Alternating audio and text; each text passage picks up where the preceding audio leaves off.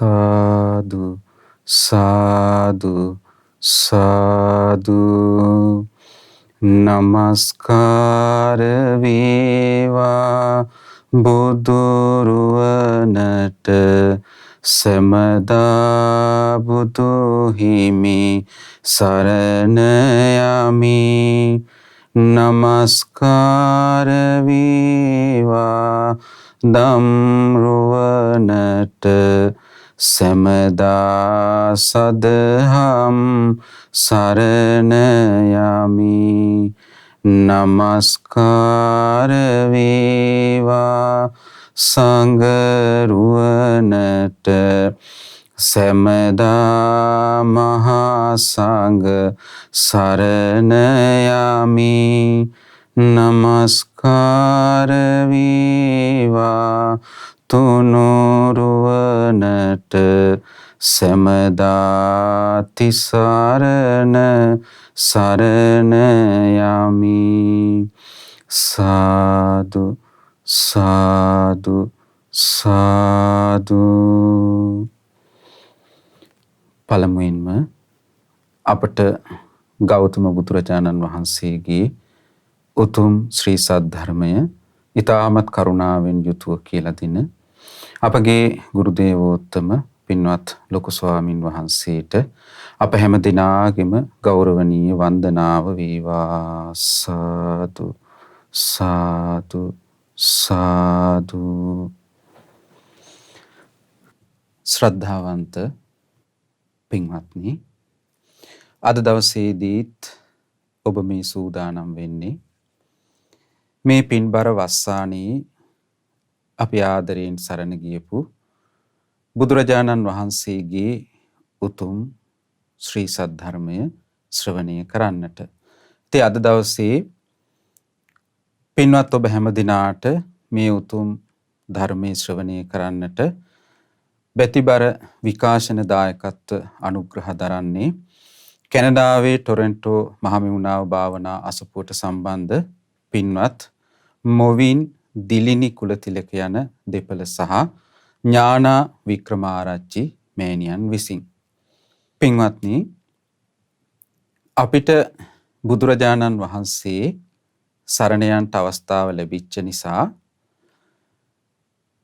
මනාකොට දේශනා කරපු ස්වාක්ඛාත වූ ශාසනයක අත්දකින්නට ලැබෙන දුර්ලභ කාරණා ජීවිතය තුළින් අත්දකින්නට අවස්ථාව ලැබෙනවා.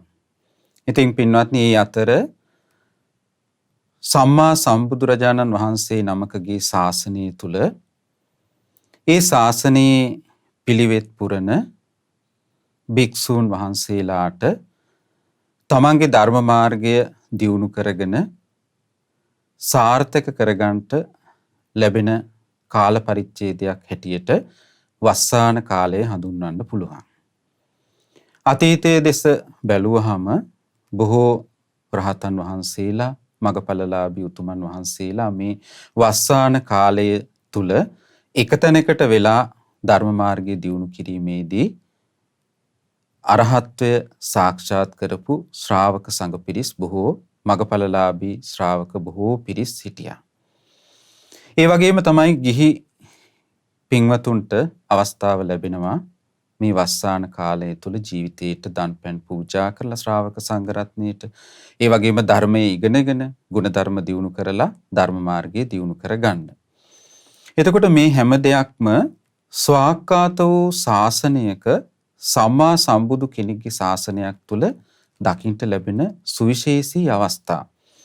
බුදුරජාණන් වහන්සේ එක අවස්ථාවක දේශනා කරනවා චුන්ද කියන සාමණේරයන්ට, පින්වත් චුන්දේනි, මේ යුගයේ තථාගත සම්මා සම්බුදුරජාණන් වහන්සේ ලෙස සම්මා සම්බුදු සසුන ලෝකයේ තුල ප්‍රචලිතව පවතිනවා.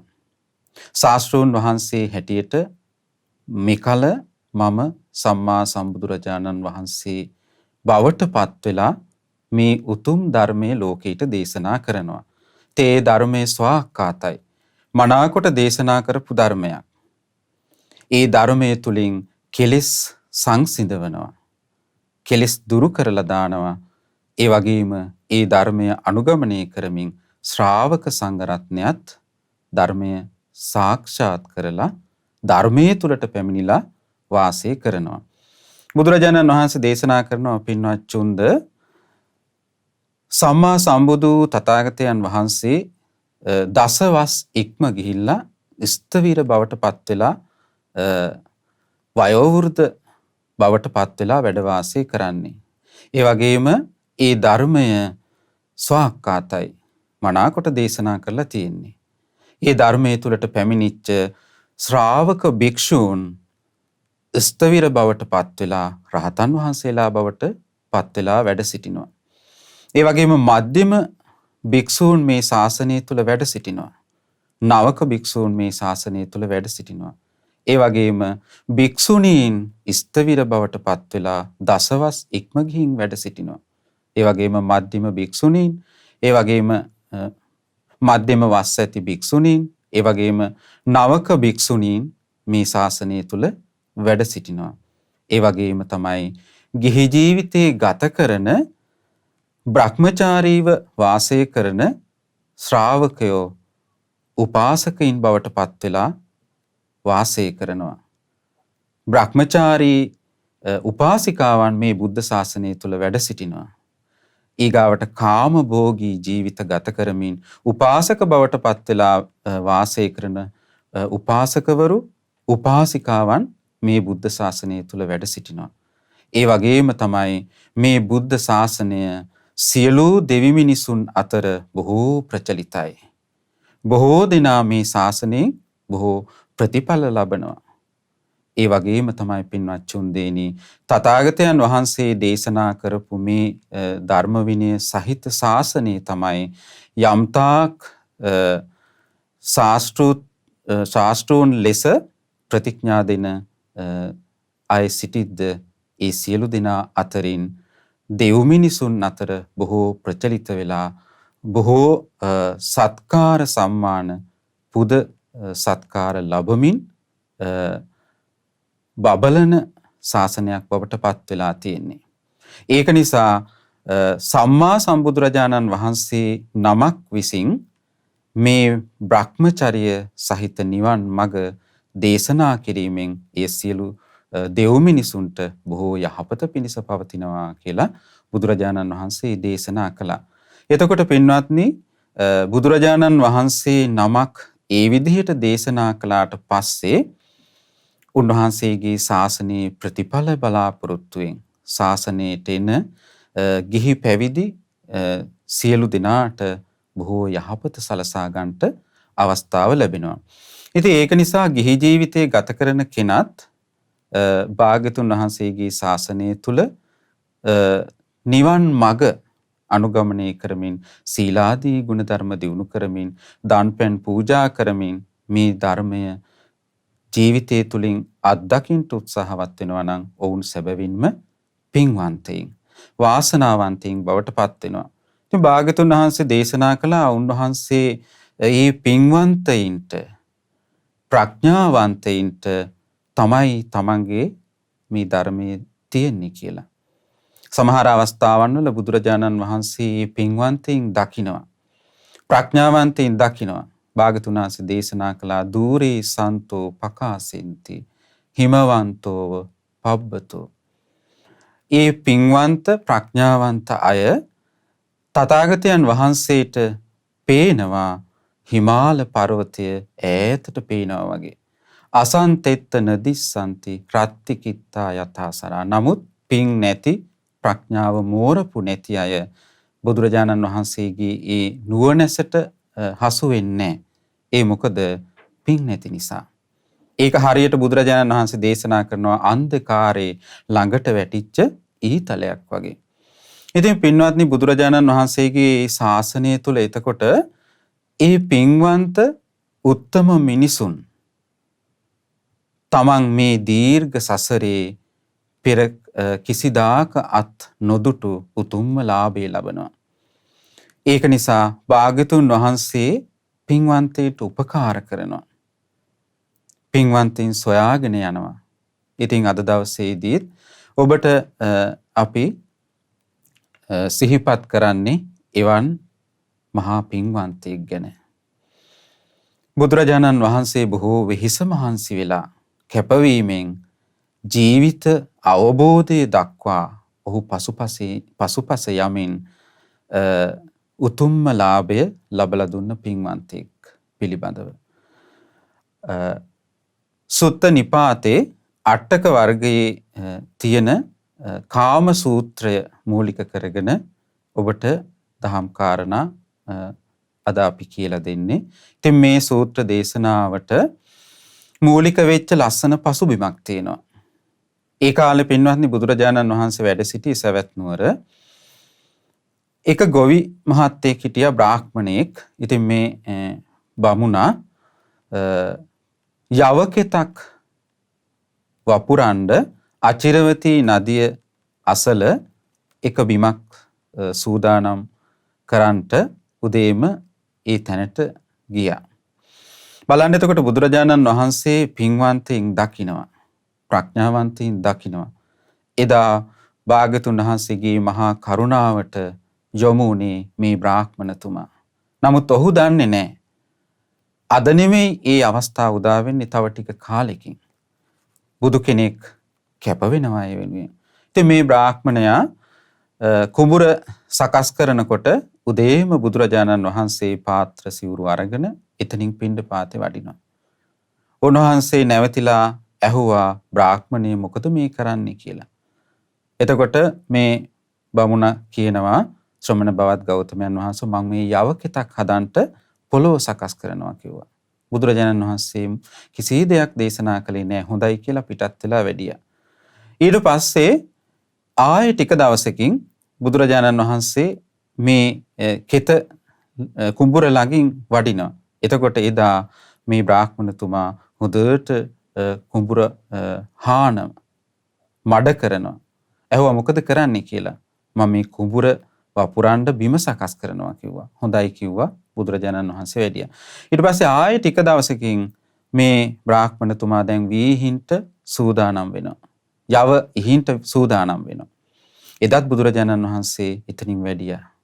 අහනවා කුමක්ද අද මේ කරන්නේ කියලා. මං මේ යව වපුරන්න සූදානම් වෙන්නේ ශ්‍රමණ ගෞතමයන් වහන්සේ කිව්වා. හොඳයි කියලා බුදුරජාණන් වහන්සේ පිටත් වෙලා වැඩියා.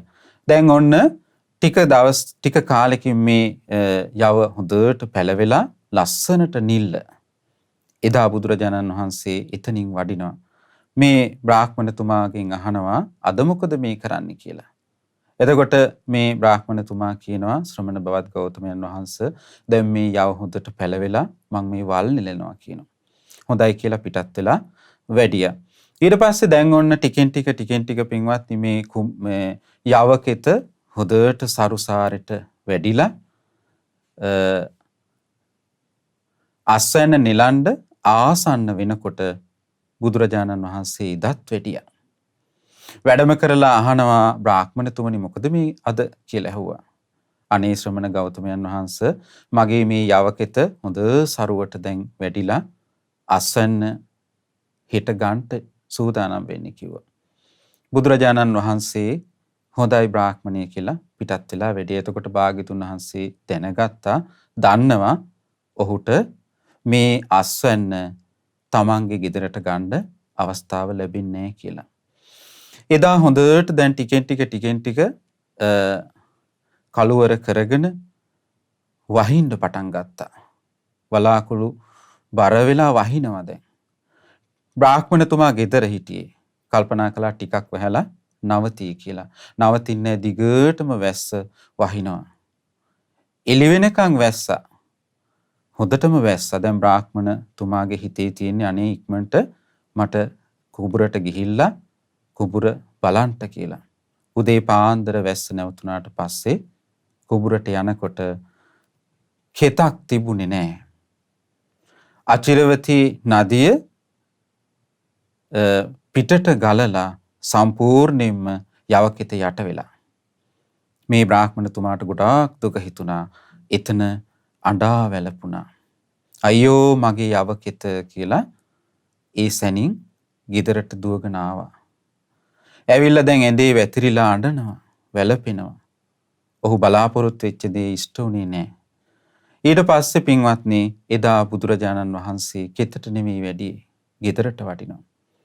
බුදුරජාණන් වහන්සේ නිවසට වඩිනකොට ගමේ මිනිස්සු කිව්වා ආන්න බ්‍රාහ්මණය ඔබේ යාළුවා එනවා වඩිනවා කිව්වා. ශ්‍රමණ ගෞතමයන් වහන්සේ. අනේ එහෙමද කියලා දුවගෙන ඇවිල්ලා බුදුරජාණන් වහන්සේගේ ළඟ වැඳ වැටිලා කියනවා අනේ ශ්‍රමණ ගෞතමයන් වහන්සේ මට වෙච්ච දේ කිව්වා. මං කොච්චර ආසාවෙන්ද මේ යව අස්වැන්න ගෙදරට ගන්න හිටියේ. මට ගොඩාක් දුක. මං ඔබ වහන්සේට මේ මගේ අස්වැන්නේ අග්‍ර කොටස දානි හැටියට දෙන්න හිටියේ. ඒකත් බැරි වුණා කියලා අඬා වැළපුණා. අන්න ඒ වෙලාවේ පින්වත්නි බුදුරජාණන් වහන්සේ මේ බ්‍රාහ්මණතුමාට ධර්මයේ දේශනා කළා. ඒ වෙනකන් උන්වහන්සේ ඉවසීමෙන් අවස්ථාව ලැබෙන තුරු පසුපසින් ගියා, වැඩියා. බුදුරජාණන් වහන්සේ මේ කාමයන් පිළිබඳව මේ විදිහට මේ බ්‍රාහ්මණතුමාට ධර්මයේ දේශනා කරනවා. එතකොට පින්වත්නි දැන් ඔබ දන්නවා බුදුරජාණන් වහන්සේගේ මේ බුද්ධ ශාසනය නවාංග ශාස්ත්‍රූ ශාසනය. ඒ නවාංග ශාස්ත්‍රූ ශාසනයේ එක කොටසක් තමයි ගාථා කියන ධර්ම කොටස. එතකොට මේ සුත්ත නිපාතයේ අයිති ගාථා කියන කොටසට බුදුරජාණන් වහන්සේ ගාථා වලින් ධර්මයේ දේශනා කළා. උන්වහන්සේ දේශනා කරනවා මේ බ්‍රාහ්මණතුමාට කාමං කාමයේ මානස්ස තස්ස චේතං සමිජ්ජති අද්දා පීති මනෝ හෝති ලද්දා මච්චෝ යදිච්චති. උන්වහන්සේ දේශනා කරනවා කාමං කාමයේ මානස්ස තස්ස චේතං සමිජ්ජති. මේ කාමයන් විඳින්ට කැමති කෙනාට ඒ කාමයන් ලැබුණට පස්සේ අද්දා පීති මනෝ හෝති ලද්දා මච්චෝ යදිච්චති. ඒ කම් සැප බලාපොරොත්තු වෙන විදිහට ලැබිච්ච මිනිස්සයා ගොඩාක් සතුටටපත් වෙනවා. එහෙනම් බලන්න දැන් කාමයන් කියන දේ බුදුරජාණන් වහන්සේ විස්තර කරලා අපිට කියලා දුන්නා. පින්වත්නි භාගතුන් වහන්සේ දේශනා කළා මේ ලෝකේ කාමයන් කියලා දෙයක් නැහැ. තියෙන්නේ කාම ගුණ. ඒ කාම ගුණ තමයි ඉෂ්ට, කාන්ත, මනාප, පිය රූප, ඒ කියන්නේ ප්‍රිය ස්වභාවයෙන් යුතු කාම ආස්වාදය ඇති කරලා දෙන රූප. ඉට්ඨා, කාන්තා, මනාපා, පිය රූපා, කාමූප සංහිතා රජනීය. ඉෂ්ට කියලා කියන්නේ සිතට ප්‍රිය ස්වභාවය උපද්දවලා දෙන. කාන්තා කියලා කියන්නේ ලස්සන. මනාපා කියලා කියන්නේ කැමැත්ත ඇති කරලා දෙන. ඊළඟට කාමූප සංහිත කාම ආස්වාදයේ ඇති කරලා දෙන. රජනීය කියලා කියන්නේ කෙලෙස් උපද්දවලා දෙන රූප, ශබ්ද, ගන්ධ, රස, පහස. එතකොට ඔන්න ඕවා ලෝකයේ තියෙන කාම ගුණ. ඒවා කාමයන් නෙවෙයි. බුදුරජාණන් වහන්සේ දේශනා කළා නේතේ කාමායානි චිත්‍රානි ලෝකේ. මේ ලෝකේ විචිත්‍ර වූ දේවල් ඒ විදිහටම තියෙනවා. සංකප්ප රාගෝ පුරිසස්ස කාමෝ. නමුත් කාමය කියලා කියන්නේ මේ ප්‍රිය ස්වභාවයෙන්, ලස්සන ස්වභාවයෙන්, කාමාස්වාදයේ ඇතිවෙන ස්වභාවයෙන් තියෙන කාම ගුණයන්ට ආස්වාදයෙන් ඇලී යාම. සංකල්පීය වශයෙන් බැඳී යාම කියලා බුදුරජාණන් වහන්සේ දේශනා කළා. එතකොට දැන් මේ කාමයන් විඳින්ට ආස කරන කෙනාට ඒ කාමයන් ලැබෙනකොට ඔහු ගොඩාක් සතුටටපත් වෙනවා. අනේ මං බලාපොරොත්තු වෙච්ච දේ මට ලැබුණා කියලා. ඒක කාමයන්ගේ තියෙන ආස්වාදය. එතකොට කාමයන්ගේ ආස්වාදයට තමයි මේ ලෝකේ හැම කෙනෙක්ම කොටු වෙලා ඉන්නේ. වාසය කරන්නේ. එතකොට ජීවිතේ බොහෝ අවස්ථා කැප කරනවා කාමයන් වෙනුවෙන්. බුදුරජාණන් වහන්සේ දේශනා කළා මේ කාමයන්ගේ ආස්වාදය ටිකයි. ඒ චූටි ආස්වාදය හොයමින් තමන්ගේ ජීවිතේ මේ වෙනුවෙන් මිනිස්සයා කැප කරනවා. දැන් අපි ගත්තොත් පුංචි කාලේ පොඩි ළමයාට පවා කියන්නේ හොඳට ඉගෙන ගන්න කියලා. ඒ මොකටද? හොඳ රස්සාවක් කරන්න. හොඳ සමාජ පසුබිමක් ලබා ගන්නට. භවභෝග සම්පත් උපයන්ට. සුවසේ ජීවත් වෙන. එතකොට ඒවා ඔක්කොම අයිති කාමයන්ට. බුදුරජාණන් වහන්සේ දේශනා කළා. එතකොට මේ කාමයන් සම්බන්ධ ඇස, කන, නාසය, දිව, කය, මනස කියන මෙන්න මේ ආයතනයන් එක උන්වහන්සේ දේශනා කළා. මහණෙනි, මේ ඇසේ ආස්වාදයේ තියෙනවා. ඇසේ ආස්වාදේ නැත්තම් මේ ලෝක සත්වයා ඇසට ඇලෙන්නේ නැහැ. කනේ, නාසයේ, දිවේ, කයේ, මනසේ ආස්වාදයේ තියෙනවා. ඒ ආස්වාදයේ තියෙන නිසා තමයි ඒ ආයතනයන්ට ඇලෙන්නේ. හැබැයි ඒ වගේම තමයි එහි ආදීනවයකුත් තියෙනවා. බුදුරජාණන් වහන්සේ දේශනා කරනවා මේ බ්‍රාහ්මණතුමාට තස්ස චේ කාමයානස්ස චන්ද ජාතස්ස ජන්තුනෝ තේ කාමා පරිහායන්ති සල්ල විද්දෝව රුප්පතිති.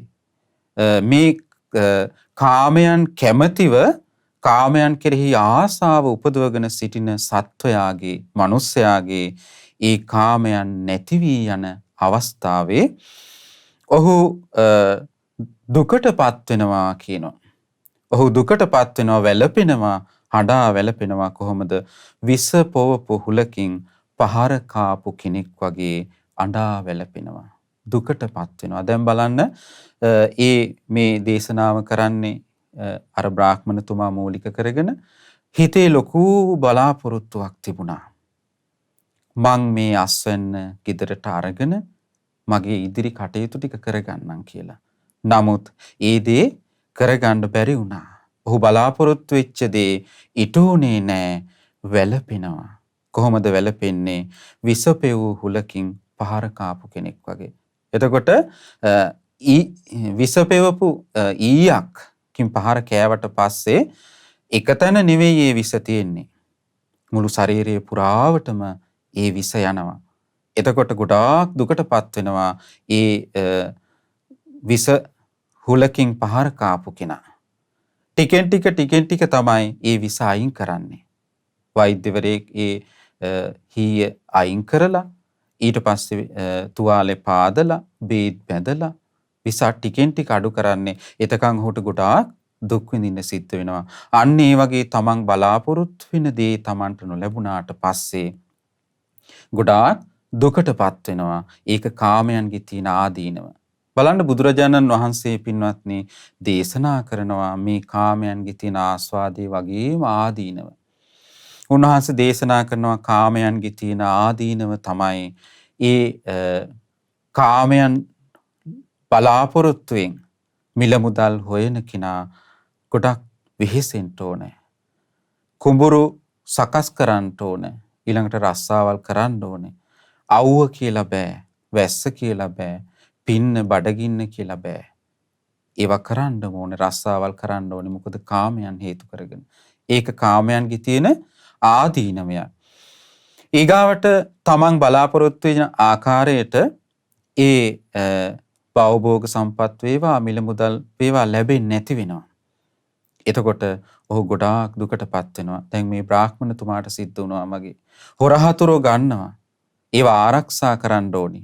තමන්ගේ වත්කම් රැක ගන්න ඕනි. ඒවා ඒකත් කාමයන්ගේ තියෙන ආදීනව ගොඩක් දුකටපත් වෙනවා. ඊට පස්සේ තමන් බලාපොරොත්තු නොවිච්ච විදිහට ඒවා විනාශ වෙලා ගියාට පස්සේ ඒත් දුකටපත් වෙනවා. ඒකත් කාමයේ තියෙන ආදීනමය. ඊට පස්සේ බුදුරජාණන් වහන්සේ දේශනා කරනවා කාමයන් හොයන කෙනා ගොඩාක් පව් කරනවා. ගොඩාක් පව් කරන්න සිද්ධ වෙනවා, වැරදි කරනවා. ඒ වැරදි කිරීම හේතුවෙන් මෙලොවත් එයාට ගොඩාක් දුකසේ වාසය කරන්න සිද්ධ වෙනවා. ඊගාවට ඒ හේතු කරගෙන පරලොවත් ගොඩාක් දුක් විඳින්න සිද්ධ වෙනවා. සතර අපායේ වැටෙන්න සිද්ධ වෙනවා. ඊගාවට මනුස්ස ජීවිතේ පවා හිරේ විලංගුවේ වැටෙන්න සිද්ධ වෙනවා. ඉතින් මේවා ඔක්කොම කාමයන්ගේ තියෙන ආදීනව කියලා බුදුරජාණන් වහන්සේ දේශනා කළා. ඒක නිසා කාමයන්ගේ ආස්වාදයේ වගේම ආදීනවය ගැනත් අපිට කියලා දුන්නේ බුදුරජාණන් වහන්සේ. එතකොට කාමයන්ගේ ආදීනව ඉස්මතු වෙන්නේ ක්‍රමක්‍රමයෙන්. එකපාර නෙවෙයි. ඒක නිසා ඒ කම්සප විඳින කෙනා ආදීනව ගැන ගොඩාක් වෙලාවල් වලට කල්පනා කරන්නේ පස්සේ. එතකොට ඔහු ගොඩාක් පරක්කු වැඩි. ඔහු ගොඩාක් දුකටපත් වෙලා. ඉතින් බුදුරජාණන් වහන්සේ ඒක නිසා කාමයන්ගේ ආදීනව සිහි කරන්නට කියලා දේශනා කරනවා. බුදුරජාණන් වහන්සේ දේශනා කරනවා ඒ වගේම යෝ කාමේ පරිවජ්ජේති සප්පස්සේව සදා සප්පස්සේව පදාසිරෝ සෝමං විසත්තිකං ලෝකේ සතෝ සමතිවත්තති. මැරෙන්න අකමැති ජීවත් වෙන කැමති කෙනෙක් තමන්ගේ කකුල ගාව සර්පයෙක් ඉන්නවා නම් විසගෝර සර්පයෙක් ඉන්නවා නම් වහා තමන්ගේ පාදය එතනින් ඉවත් කර ගන්නවා වගේ මේ පංචකාමයන් දුරු කරනවා. සිහියෙන් යුක්තව පංචකාමයන් දුරු කරනවා. කොහොම දුරු කරද්දී තෘෂ්ණාව ඉක්මවා යනවා. මෙන්න මේක කාමයන්ගෙන් නිදහස් වීම කියලා බුදුරජාණන් වහන්සේ දේශනා කරනවා. එතකොට පින්වත්නි දැන් අපි හිතමු යම්කිසි කෙනෙක්ගේ කකුල ළඟ සර්පයෙක් ඉන්නවා. එතකොට ඔහු හිමින් නෙවෙයි මේ පාදය අයින් කරන්නේ. දැක්ක ගමන් එකපාරටම අයින් කරනවා. ඒයි ජීවත් වෙන්න ආස නිසා. අන්න ඒ වගේ කියනවා බුදුරජාණන් වහන්සේ පංචකාමයන් මනා සිහියෙන් දුරු කරන්න ඕනේ. මොකද මේ කාමයන් ජීවිතයට එන්නේ තෘෂ්ණාව හේතු කරගෙන, ආසාව මූලික කරගෙන, ආසාව මූලික අරමුණු කරගෙන. එතකොට මේ ආසාව මේ සත්වයාගේ ජීවිත තුළ වෙලී පවතිනවා. බලන්න බුදුරජාණන් වහන්සේ තෘෂ්ණාව ආසාව හැඳින්වුවා වැලක් වගේ. ගහක ඉතී යන වැලක් වගේ මේ සත්වයාගේ ජීවිත තුළ වෙලී පවතිනවා. ඉතින් මෙන්න මේ තෘෂ්ණාව සිහියෙන් යුක්තව බැහැර කරන්නට කියනවා. සුවසේ කාමයන් අතහරිමින් වාසය කරන්නට කැමතිනම්. නමුත් සාමාන්‍ය ලෝකේ කෙනා එහෙම කරන්නේ තමන්ගේ යම් කාමාස්වාදී අරමුණක් ඉටු උනේ නැත්තම් බලාපොරොත්තු වෙච්ච දේ ඊගාව අරමුණ තුල හිත පිහිටවනවා. ඒ හේතුව කැමති නෑ කාමයන්ගෙන් වෙන් වෙලා විවේකයෙන් ලබන ඒ උතුම් සැපය විඳින්න. ඉතින් බුදුරජාණන් වහන්සේ ඒක නිසා දේශනා කළා මේ හැම දුකටම මුල තෘෂ්ණාව කියලා, ආසාව කියලා. තෘෂ්ණාව යම් තැනක තියෙනවද ඒ දුකට හේතුව කියලා භාග්‍යතුන් වහන්සේ ඒකයි අපිට දේශනා කළේ. උන්වහන්සේ දෙවෙනි ආර්ය සත්‍ය හැටියට පෙන්වුවා. දුක හටගන්න හේතුව හොඳට සිහියෙන් යුක්තව, අවබෝධයෙන් යුක්තව, නුවණින් යුක්තව බැහැර කළ යුතුයි. බුදුරජාණන් වහන්සේ දේශනා කළා. එතකොට කාමයන්ට තියෙන ආශාවත් මේ පංචකාමයන්ට තියෙන ආශාවත් මනාකොට සිහිය පිහිටවගෙන බුදුරජාණන් වහන්සේගේ ශ්‍රාවකයා බැහැර කරනවා. මොකද යම් දුකක් ලෝකයේ තුල හටගත්තද, යම් දුම්නසක් ලෝකයේ තුල හටගත්තද, ඒ හැම හට ගැනීමක්ම ඒ දුකක්ම හටගත්තේ ආසාව මූලික කරගෙන කියලා බුද්ධ දේශනා මනාකොට ඉගෙන ගද්දී පැහැදිලි වෙනවා. දැන් අපි ගත්තොත් මේ සාමාන්‍ය ලෝකේ කෙනා අඬා වැළපෙනවා, දුකටපත් වෙනවා. නමුත් ඔහු දන්නේ නැහැ තමන් ආසා කරපු දෙයක් මූලික කරගෙන, තමන් තෘෂ්ණාවෙන් බැඳී ගිය වෙලී ගිය දෙයක් මූලික කරගෙන ඒ දුක හටගත්ත කියලා. ඒක කොයිතරම් ජීවිතය තුළ අත්දකින්න අමාරු දෙයක්ද කියන්නේ බුදුරජාණන් වහන්සේගේ මගපලලාභී ශ්‍රාවකීන්ට පවා සමහර අවස්ථාවන් වල ප්‍රිය දේවල් නිසා මේ දුක හටගන්නේ කියලා භාග්‍යතුන් වහන්සේට සිහි කරලා දෙන්න සිද්ධ වෙච්ච අවස්ථා තියෙනවා. දැන් ඔබ අහලා ඇති විසාකා කියලා කියන්නේ භාග්‍යතුන් වහන්සේගේ මගපලලාභී ශ්‍රාවිකාවක්. ඉතින් මේ විසාකා එක දවසක් භාග්‍යතුන් වහන්සේ මුණ ගැහින්න එනවා. දවල් කාලේ කොණ්ඩේ තෙමාගෙන සුදු වස්ත්‍ර ඇඳගෙන බුදුරජාණන් වහන්සේ ඇහුවා පින්වත් විශාකා මොකද මේ කියලා. කෙස් තෙමාගෙන. එතකොට විශාකා බුදුරජාණන් වහන්සේට කියනවා අනේ ස්වාමීනි අපේ ගෙදර හිටපු ප්‍රියමනාප මිනිබිරී නැති වුණා. ඒ මිනිබිරීගේ අවසන් කටයුතු කරලා මේ එන ගමන් කිව්වා. එතකොට බුදුරජාණන් වහන්සේ දැනගත්ත විශාඛාවගේ හිතේ මිනිබිරිය කෙරෙහි යම් ස්නේහයක් කැමැත්තක් තියෙනවා කියලා. භාග්‍යතුන් වහන්සේ ඒ වෙලාවේ දේශනා කරනවා විශාඛා මිනිබිරියට ගොඩාක් ආදරේ වගේ නේද? විශාඛා කියනවා අනේ ස්වාමීනි ඇය මාලිගාවේ එහෙට මෙහෙට දුවනකොට පිරිලා කියලා කිව්වා. එතකොට බුදුරජාණන් වහන්සේ දේශනා කළා එතකොට විශාඛා මේ සවැත් නුවර ඉන්න සියලුම දරුවෝ ඔබේ මිනිබිරිය දරුවෝ වෙනවා නම් කැමතිද කියලා වනේ කොච්චර දෙයක්ද කියලා කිව්වා. එතකොට බුදුරජාණන් වහන්සේ අසා වදාලා පින්වත් විශාඛා මේ සවැත් නුවර දවසකට පොඩි අය කී දෙනෙක් විතර මැරෙනවද? විශාඛා කියනවා අනේ ස්වාමීනි සමහර දවස්වලට 10 15 මැරෙනවා 20 30 මැරෙනවා 5-6 දෙනෙක් මැරෙනවා එක්කෙනෙක් දෙන්නෙක් මැරෙනවා නොමැරෙන දවසක් නම් නැහැ කිව්වා. ආන්නේ වෙලාවේ බුදුරජාණන් වහන්සේ දේශනා කළා එහෙනම් විශාඛා ඔබට හැමදාම ওই කොණ්ඩේ තෙමාගෙන ඉන්න වෙන්නේ කිව්වා. ආන්නේ වෙලාවේ විශාඛා තේරුම් ගත්තා බුදුරජාණන් වහන්සේ කොච්චර සත්‍යයක් දේශනා කළාද. භාග්‍යතුන් වහන්සේට විශාඛා කියනවා අනේ ස්වාමීනි මට එක මිනිබිරියෙක්වත් එපා කියලා.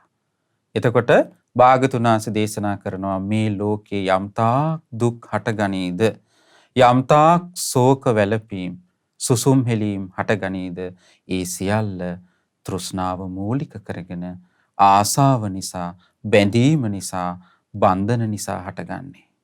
භාග්‍යතුන් වහන්සේ දේශනා කළා යම් කෙනෙක්ට ආසාවන් 20ක් තියෙනවා නම් දුක් 20ක් තියෙනවා. බැඳීම් 10ක් තියෙනවා නම් දුක් 10ක් තියෙනවා. ඊළඟට බැඳීම් 5ක් තියෙනවා නම් දුක් 5ක් තියෙනවා. එක බැඳීමක් තියෙනවා නම් එක දුකක් තියෙනවා.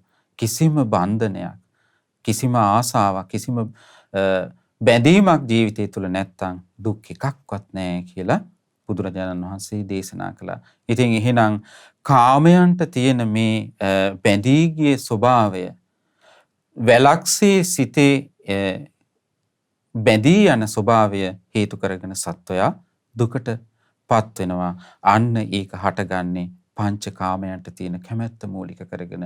ඒක නිසා ඒ කාරණේ මනාකොට තේරුම් ගත්ත කෙනා තෘෂ්ණාව දුරු කරන්නට කියනවා මනාකොට සිහිය උපදවගෙන. මොකද සත්වයාගේ ජීවිත තුළ වෙලී පවතින්නේ තෘෂ්ණාව නිසා. එහෙනම් කාමයන් කියන දේ ලෝකයේ තුල පැනවෙන්නේ පින්වත්නි මේ ආසාව නිසා, තෘෂ්ණාව නිසා. ඒ සිහියෙන් යුක්තව දුරු කළ යුතුයි කියලා බුදුරජාණන් වහන්සේ දේශනා කළා. ඊළඟට දේශනා කරනවා උන්වහන්සේ මේ කාමයන් කියන්නේ මොනවද කියලා. කෙත්තං වත්තුං හිරඤ්ඤං වා ගවාස දාසපෝරිසං තියෝ බන්දු පුතු කාමේ යෝ නරෝ අනුගිජ්ජති. යම්කිසි මිනිස්සෙක් කාමයන් පිළිබඳව ඊතා ගිජු වෙයිද, කෑදර වෙයිද, අන්නේ කාමයන් කියලා කියන්නේ මොනවද? කෙත්තං වත්තුං හිරඤ්ඤං වා කුඹුරු වතු පිටි, ගේදොර, රන් රිදී, මිල මුදල්, ඊගාවට ගවාස දාස පෝරිසං ගවයන්, අසුන්, යාන වාහන, ඊළඟට තියෝ බන්දු දාස කම්කරු, ස්ත්‍රී පුරුෂය, ඥාති මේ හැමෝම කාමයෝ කියලා බුදුරජාණන් වහන්සේ දේශනා කළා. එතකොට දැන් කාමයන් කොටස් දෙකකට බෙදන්න පුළුවන්. බුදුරජාණන් වහන්සේ දේශනා කළා වස්තුකාම. දැන් මේ වස්තුකාම මොනවද? කුඹුරු වතු පිටි, ගේදොර ඉඩකඩම්, රන් රිදී, මිල මුදල්, යාන වාහන, දාසකම්කරු, අබුදරුව මේ හැම දෙයක්ම කෙනෙක්ගේ වස්තුකාම. එතකොට ඊගාවට හට ගන්නවා සත්වයාගේ මේ සිතේ ක්ලේශකාම. මේ වස්තුකාමයන්ට දැඩිව බැඳී යනවා සිතින් මගේ කියලා. ඒ ක්ලේශකාමයක් බවට පත් වෙනවා. එතකොට කාමයන්ගෙන් වෙන්වීමේ බලාපොරොත්තුව තියෙන කෙනා මේ දෙකම බැහැර කරන්න ඕනි. සමහර අවස්ථාවන් වල කෙනෙක් වස්තුකාමයේ බැහැර කරලා වාසය කළත් ඔහු සිතින් බැඳී ඉන්නවා මගේ කියලා. හිත අභ්‍යන්තරයේ තියෙනවා මේ හැමදේම මම හම්බ කරපුවා. මං වෙහිසිලා උපයපුවා. මේවා මනාකොට මට ඕන විදිහට පරිහරණය කරන්න ඕනේ. ඒ මගෙන් අහලා කරන්න ඕනේ. මම තමයි මූලික වෙන්න ඕනේ කියලා ඒ හැමදේටම සිතින් බැඳී වාසය කරනවා. එතකොට එයත් අයිති කාමයන්ට.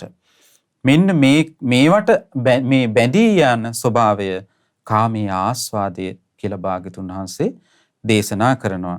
එතකොට බුදුරජාණන් වහන්සේ දේශනා කරනවා මේ කාමයන් ගොඩාක් දුකක් උපද්දවලා දෙනවා සත්වයාට, මනුස්සයාට.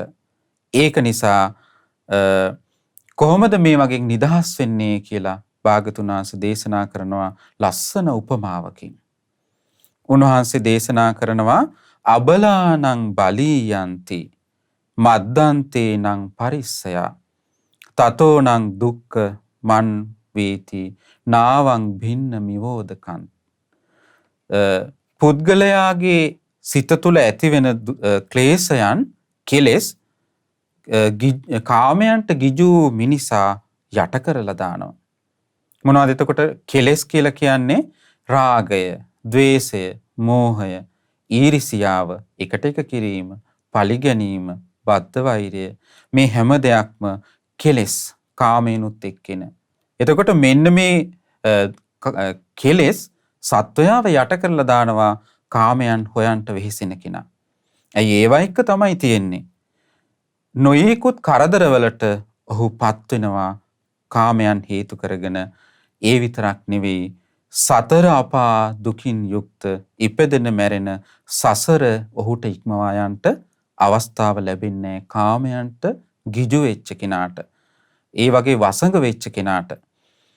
ඒක නිසා බුදුරජාණන් වහන්සේ දේශනා කරනවා මේ මහා සාගරේ ගමන් කරන නැවක් හිල්ුණාට පස්සේ ඒ හිල් වෙච්ච සිදුරෙන් ඇතුළට වතුර ගලද්දී නැව වතුර පිරීලා ඉතිරිලා යනවා වගේ තමයි කියනවා මේ කාමයන් එක්ක දුර්වල කෙලෙස් සත්වයාව යට කරලා දාන්නේ. ඒක නිසා බුදුරජාණන් වහන්සේ දේශනා කරනවා තස්මා ජන්තු සදා සතෝ කාමානි පරිවජ්ජේ. එතකොට ජන්තු කියලා කියන්නේ සත්වයා, මනුස්සයා. ඒක නිසා මේ සත්වයා, මනුස්සයා කාමානි පරිවජ්ජේ, කාමයන් දුරු කරන්න කියනවා මනාකොට සිහිය පිහිටවගෙන. ඒක කොයි වගේද කියනවා? හිල් වෙච්ච නැව ඉස්සර වෙලාම කරන්න ඕනේ ඒ නැවේ සිදුර වහන එක. සිදුර වහලා නැවට පිරිච්ච වතුර ටික අයින් කරනවා වගේ අයින් කළාට පස්සේ පහසුවෙන් ඒ නැව එතර බලා ගමන් කරනවා වගේ බුදුරජාණන් වහන්සේ දේශනා කරනවා මේ කාමයන් එක්ක තියෙන සත්වයාව දුර්වල කරන කෙලෙස් බැහැර කරන්න කියලා. එහෙනම් කාමයන්ට තියෙන කැමැත්ත දුරු කරන්න නම් ඒත් එක්කෙන ජීවිතයට ඇතිවෙන කෙලෙස් බැහැර කරන්න නම් කාමයන්ගේ ආදීනව හොඳට සිහි කරන්න ඕනේ. බුදුරජාණන් වහන්සේ බලන්න පින්වත්නි කොයිතරම් කරුණාවෙන් දේශනා කරනවද? උන්වහන්සේ දේශනා කරනවා මේ කාමයන් ගැන මෙහෙම හිතන්ට කියනවා. හරියට හීනයක් දැක්කා වගේ. හීනයක් දකිනකොට ලස්සන දේවල් දකිනවා. විසිතුරු සුන්දර දේවල් දකිනවා. බලාපොරොත්තු ගොඩාක් ඒ තුල තියෙනවා. නමුත් අවදි වුණාට පස්සේ ඒ කිසි දෙයක් නැහැ. අන්න ඒ වගේ මේ කාමයන් සිහිනයක් දැක්කා වගේ සිහි කරන්ට කියනවා.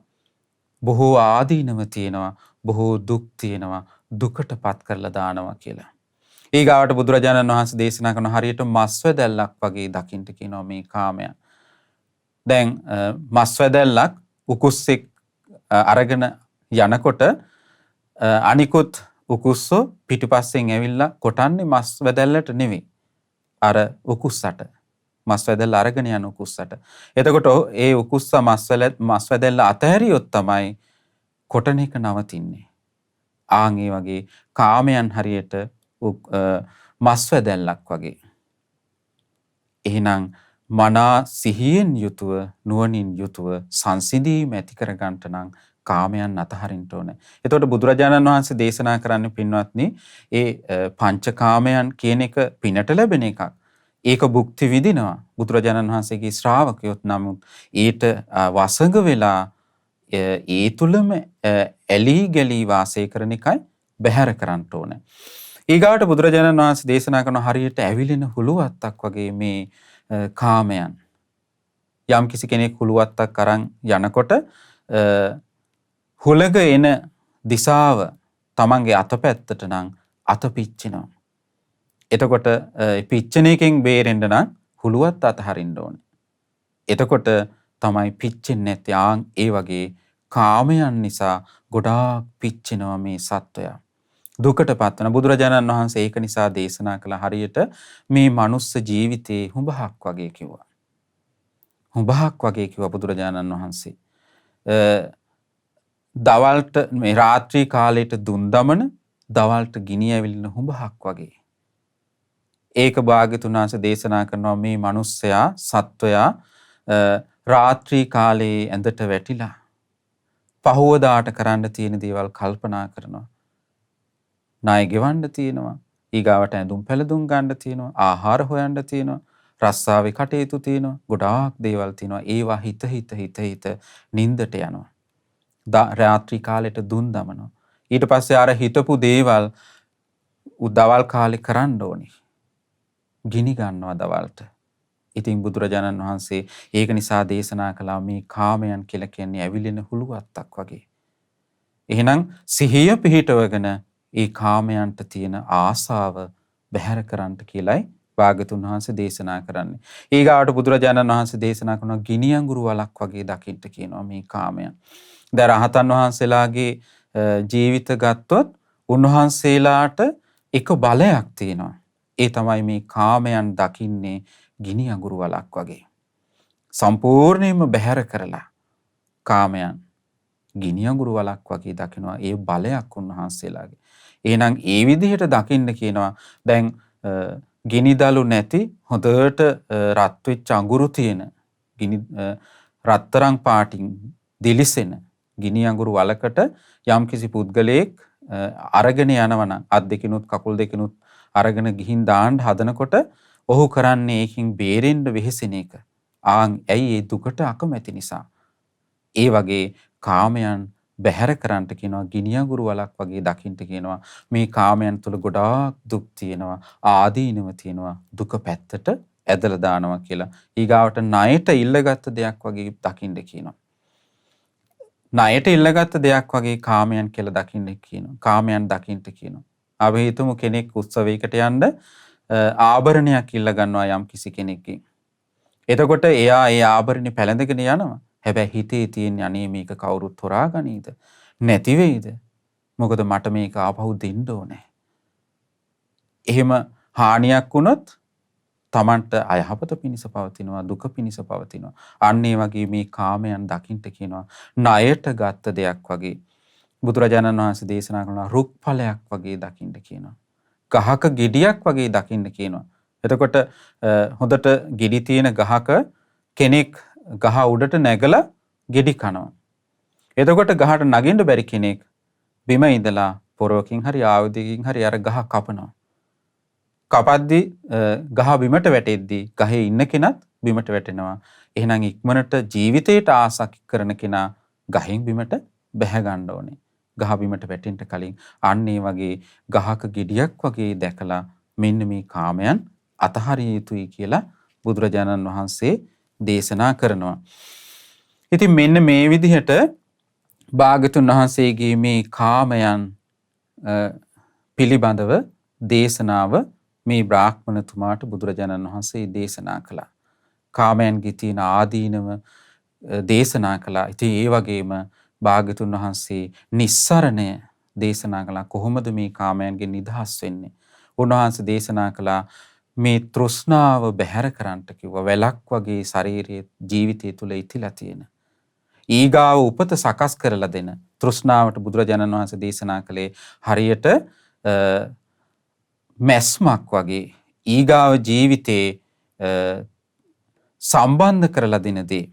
උන්වහන්සේ ඒකයි දේශනා කළේ තුන්වෙනි ආර්ය සත්‍ය දුක්ඛ නිරෝධය. අසේ ඒ තෘෂ්ණාව ඉතිරි නැතුව නිරුද්ධ කළ යුතුයි. කාම තණ්හාව, භව තණ්හාව, විභව තණ්හාව. එහෙනම් ඒකට තියෙන මාර්ගය ආර්ය ශ්‍රාංගික මාර්ගය. අපි මේ සසරට වැටෙමින් යන අය හැටියට සසර සයුරෙන් නිදහස් වෙන්න නම් කාමයන් අතහරින්න ඕනේ. ඊට ආර්ය ශ්‍රාංගික මාර්ගයේ ජීවිතය තුළ පුරුදු කරන්න ඕනේ. එහෙනම් කෙනෙක් පළමුවෙන්ම සම්මා දිට්ඨිය උපදව ගත්තට පස්සේ ඔහු දකිනවා දුක කියන්නේ ආර්ය සත්‍යයක්. එතකොට මේ හැම දෙයක්ම දුකට අයිති. කාමයන් එක්ක තියෙන හැම දෙයක්ම දුක්ඛ ආර්ය සත්‍ය තුල තියෙන. ඉපදීම, ජරාවටපත් වීම, ලෙඩවීම, මරණයටපත් වීම, ප්‍රියයන්ගෙන් වෙන්වීම, අප්‍රිය පුද්ගලයන් හා එකතු වීම දුකයි මේවා හැමදේම. ඊට පස්සේ කැමැති දේ නොලැබීම දුක. ඊගාවට දුක හටගන්න හේතුව බුදුරජාණන් වහන්සේ තෘෂ්ණාව හැටියට දේශනා කළා. එය ප්‍රහාණය කළ යුතුයි. ඊගාවට දුක්ඛ නිරෝධය සාක්ෂාත් කළ යුතුයි. තෘෂ්ණාව ඉතිරි නැතුව නිරුද්ධ කළ යුතුයි. ඒට තියෙන මඟ භාග්‍යතුන් වහන්සේ මනාකොට පෙන්වා වදාළ ආර්ය ශ්‍රාංගික මාර්ගය. ඉතින් පින්වත්නි මෙන්න මේ විදිහට බුදුරජාණන් වහන්සේ මේ බ්‍රාහ්මණයට ධර්මයේ දේශනා කළා. ඒ කොයිතරම් සාර්ථක වුණාද? ඔහු කාමයන්ට තියෙන ඇල්ම දුරු කළා. බ්‍රාහ්මණතුමත් බ්‍රාහ්මණතුමියත් බුදුරජාණන් වහන්සේගේ මේ ධර්මය අහලා කාමයන් තුල තියෙන ආස්වාදයත් ආදීනවයත් නිස්සරණයත් ඊගාවට බුදුරජාණන් වහන්සේ ඒට පෙන්වා වදාළ මාර්ගයත් ජීවිතය තුළ අත්දැකලා සතර අපායෙන් නිදහස් වුණා. සෝතාපන්න ශ්‍රාවකින් බවට පත් වුණා. ඒක නිසා බලන්න භාග්‍යතුන් වහන්සේගේ ධර්මයේ ජීවිතයට කොයිතරම් යහපත උදා කරලා දෙනවද? එතකොට මේ ධර්මය අදටත් අපි ශ්‍රවණය කරනවා. අදටත් කාමයන්ගෙන් දුක් විඳින, කාමයන් හේතු කරගෙන බොහෝ දුකටපත් වෙන යම් කෙනෙක් බුදුරජාණන් වහන්සේගේ ධර්මයට පැහැදුනොත් ඔහු ඒකාන්තයෙන්ම ඒ උතුම් සැපේ ලබනවා. ඒකයි බුදුරජාණන් වහන්සේ දේශනා කළා යම් කිසි උපාසක උපාසිකාවෝ වේවා මේ හුදකලාවෙන් ලබන කාමයන්ගෙන් වෙන්වීමෙන් ලබන හුදකලාවෙන් ලබන සැපය කලින් කලට උපදවගෙන වාසය කරන්නට කියලා. එතකොට ඒ සැපය ජීවිතය තුළ ලැබෙද්දී කාමයන්ගෙන් යම් දුකක් දුම්නසක් තියනවද? නැහැ. එය බැහැර කරලා වාසය කරනවා. යථාර්ථය ජීවිතය තුළ දකිමින් වාසය කරනවා. ඉතින් අපි හැම දිනාටම ආශිර්වාද කරනවා මේ බුදුරජාණන් වහන්සේගේ උතුම් ශ්‍රී සද්ධර්මය ජීවිතය තුළින් අත්දැකලා ගෞතම බුදු සසුනේ සැබෑම පිහිට පිළිසරණ ආරක්ෂාව උතුම් චතුරාර්ය සත්‍ය ධර්මය අවබෝධ කරගන්නට හැම දිනාටම දුර්ලභ භාග්‍ය උදා වේවා. සාදු සාදු සාදු. පුණ්‍යානුමෝදනාව. අද දවසේදී මේ උතුම් ධර්ම දේශනාවට දායකත්වයේ දරූ පින්වත් මෝවින් දිලිනි කුලතිලක යන දෙපළ සහ ඥානා වික්‍රමාරච්චි මෑණියන් විසින් ධර්ම දානමේ වශයෙන් රැස් කළ සියලුම පුණ්‍ය ධර්මයනොත් ධර්ම ශ්‍රවණමේ වශයෙන් රැස් කළ සියලුම පුණ්‍ය ධර්මයනොත් සියලු දෙවියෝ සතුටින් අනුමෝදන් වෙත්වා. දෙවියන් සැපයෙන් සැපයටපත් වෙත්වා. සාදු සාදු සාදු. ඒ වගේම රැස් කළ සියලුම පුණ්‍ය ධර්මයන් අපගේ ගුරු දේවෝත්තම පින්වත් ලොකු ස්වාමින් වහන්සේට අනුමෝදන් වෙත්වා. මහමෙවුනා වාසී රට ලෝක වාසී සියලුම පින්වත් ස්වාමින් වහන්සේලාට අනුමෝදන් වෙත්වා. පින්වත් අනගාരികා මෑණියන් වහන්සේලාට අනුමෝදන් වෙත්වා. පැවිදි අපේක්ෂක අනගාരിക දූ පුතුන්ට අනුමෝදන් වෙත්වා. නිදුක් නිරෝගී සුවපත් භාවය දීර්ඝායු සම්පත් ලබත්වා. ගෞතම බුද්ධ ශාසනය තුල උතුම් චතුරාර්ය සත්‍ය ධර්මය අවබෝධ කර ගැනීමේ දුර්ලභ භාග්‍ය ලබත්වා. සාදු සාදු සාදු. ඒ වගේම රැස් කළ සියලුම පුණ්‍ය ධර්මයන් නමින් මියගේ සියලුම ඥාතීන්ට අපි අනුමෝදන් කරමු. මීට වසර 14කට පෙර මිය පරලොව ගිය කරුණාපාල ගුණතිලක පියාණන්ට මේ පින් අනුමෝදන් වෙත්වා. ඒ වගේම දායකත්වයේ දරූ සියලුම පින්වතුන් නමින් ඔබ අප සෑම සියලු දෙනා නමින් අනන්ත සසර පුරා මිය පරලොව ගොස් පින් බලාපොරොත්තු වන සියලු ඥාතීන්ට අනුමෝදන් වෙත්වා. පරලොව ජීවිත සුවපත් වෙත්වා, සැපවත් වෙත්වා, සංසාර දුකින් අත් මිදෙත්වා. සාදු සාදු සාදු. ඒ වගේම රැස් වූ සියලුම පුණ්‍ය ධර්මයන් සුජීවත්ව සිටින නොයිලින් මාලනී සහ ප්‍රියානි වෙයිහේන මෑණිවරුන්ට, ලැම්බර්ට් හෙන්නායක පියාණන්ට, ඥානා වික්‍රමාරච්චි මෑණියන්ට අනුමෝදන් වෙත්වා. දිමාල් සහ තිනිල් කුලතිලක පුතණුවන්ට මේ රැස් වූ සියලුම පින් අනුමෝදන් වෙත්වා. මෝවින් දිලිනි කුලතිලක කියන පින්වත් හැම දෙනාට ඇතුළු පවුලේ සියලු දෙනාටම මේ පින් අනුමෝදන් වෙත්වා. සියලු දෙනාට තුනුරුවනේ අනන්ත ආශිර්වාදයෙන් රැස් කළ පිනේ අනුහසින් නිදුක් නිරෝගී සුවපත් භාවය දීර්ඝායු සම්පත් සැලසේවා. දරුවන්ගේ අධ්‍යාපන කටයුතු සමෘද්ධිමත් වෙත්වා. සියලු දැහැමි කටයුතු සමෘද්ධිමත් වෙත්වා. ජීවිතයට උදාර පින් රැස් කරගෙන ගෞතම බුද්ධ ශාසනය තුල උතුම් චතුරාර්ය සත්‍ය ධර්මය අවබෝධ කර ගැනීමේ දුර්ලභ භාග්‍ය උදා වේවා කියලා සාදු කියලා පින් අනුමෝදන් වෙන්න. ඒ වගේම රැස් වූ සියලුම පුණ්‍ය ධර්මයන් ශ්‍රද්ධා මාසික ධර්ම දාන සමාජිකයන්ට අනුමෝදන් වෙත්වා. ශ්‍රද්ධා කාර්ය මණ්ඩලයේ සියලුම පින්වතුන්ට අනුමෝදන් වෙත්වා. ශ්‍රද්ධා රූප වාහිනිය ඔස්සේ ධර්මයේ ශ්‍රවණය කළ හැම දිනාටමත් අනුමෝදන් වෙත්වා. සියලු දිනාටද තුනුරුවනේ අනන්ත ආශිර්වාදයෙන් රැස් කළ පිනේ අනුහසින් නිදුක් නිරෝගී සුවපත් භාවයේ සැලසේවා. ගෞතම බුද්ධ ශාසනය තුල උතුම් චතුරාර්ය සත්‍ය ධර්මය අවබෝධ කර ගැනීමේ දුර්ලභ භාග්‍ය උදා වේවා. ඒ වගේම කොරෝනා වෛරසය හේතුවෙන් රෝගාතුරව සිටින රට ලෝක වාසී සියලු දෙනාට මේ පින් අනුමෝදන් වෙත්වා. නිදුක් නිරෝගී සුවපත් භාවය සැලසේවා. දීර්ඝායු සම්පත් සැලසේවා. සියලු දෙනා සුවපත් භාවයට පත්වෙත්වා. සාදු සාදු සාදු. සියලු දෙනාටම තෙරුවන් සරණයි. නමෝ බුද්ධාය. මෙවැනි වටිනා ධර්මදේශනා නැරඹීමට ශ්‍රද්ධා YouTube චැනලය සබ්ස්ක්‍රයිබ් කර සීනුව ලකුණ ඔබන්න.